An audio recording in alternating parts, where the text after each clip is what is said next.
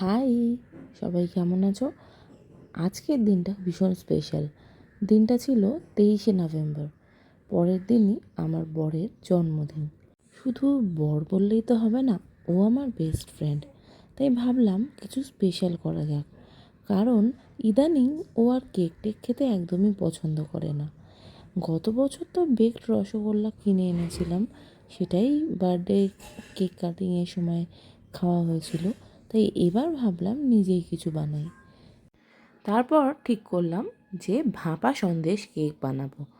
দুধ আর বাকি যা যা লাগবে সেগুলো অর্ডার দিয়ে নিলাম।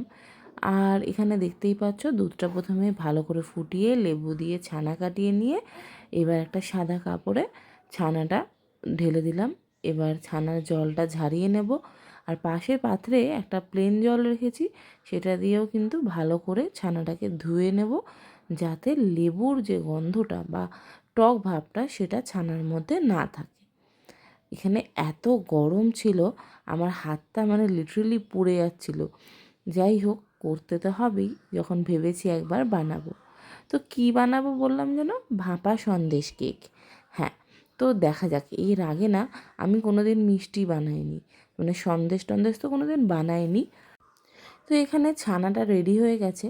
ছানাটা একটু হাত দিয়ে ভেঙে ভেঙে নিলাম, যাতে সন্দেশের টেক্সচারটা আসে। এরপরে বাকি যে দুধটা তুলে রেখেছিলাম সেটা কড়াইয়ে দিয়ে ভালো করে গরম করে ওর মধ্যে মিল্ক মেডটা, মিষ্টি যতটা আমি খাবো সেই অনুযায়ী মিশিয়ে নাড়িয়ে নিয়েছি।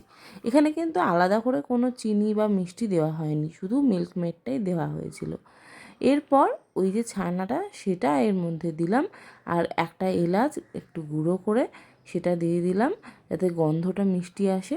আর এইদিকে অল্প একটু কেশর দিয়ে দেবো। ব্যাস, এইবার কিন্তু একেবারে প্রায় হয়েই এসেছে। খুব ঝটপটভাবেই হয়ে গেল, এটাই আমার খুব ভালো লেগেছে। তো ভালো করে এবার মিষ্টির পাকটা দিতে হবে, এটাই কিন্তু আসল। যেরকম পাক দেবো সেরকমই মিষ্টিটা কিন্তু হবে। তো খুব ইজি, তোমরাও ঘরে বানাতে পারো। এরপরে আমি এখানে একটা কেক বেক করার যে ট্রেগুলো হয় সেরকম একটা নিয়েছি, সেটার মধ্যে হালকা একটুখানি ঘি ভালো করে মাখিয়ে নিয়েছি। এদিকে সন্দেশের ছানাটাও রেডি। এবার গরম ছানাটা এই কেকের ট্রেটার মধ্যে ভালো করে ঢেলে নিচ্ছি, দিয়ে এর মধ্যে সেট করে নেব। দেখো, আস্তে আস্তে করে এরকমভাবে সেট করে নিচ্ছি। এবার একেবারে লাস্ট ফিনিশিং, একটা কড়াইতে অল্প পরিমাণে জল নিলাম, জলটা ফুটতে দিলাম। এদিকে কিন্তু রেডি হয়ে গেছে সন্দেশটা, তাই ওপর থেকে একটুখানি কেশর ছড়িয়ে দিয়েছি।